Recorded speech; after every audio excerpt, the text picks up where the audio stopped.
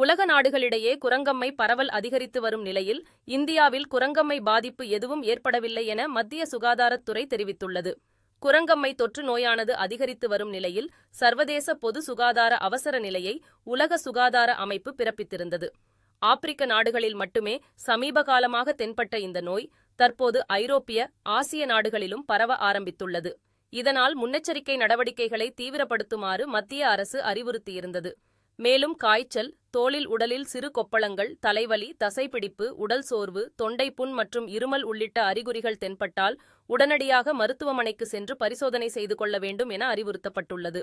இந்தியாவில் கடந்த மார்ச் மாதம் முதல் தற்போது வரை குரங்கம்மை பாதிப்பு எதுவும் கண்டறியப்படவில்லை எனவும், இந்த பாதிப்பினால் ஏற்படக்கூடிய தாக்கம் பெரிய அளவிற்கு இருக்காது எனவும் மத்திய சுகாதாரத்துறை தெரிவித்துள்ளது.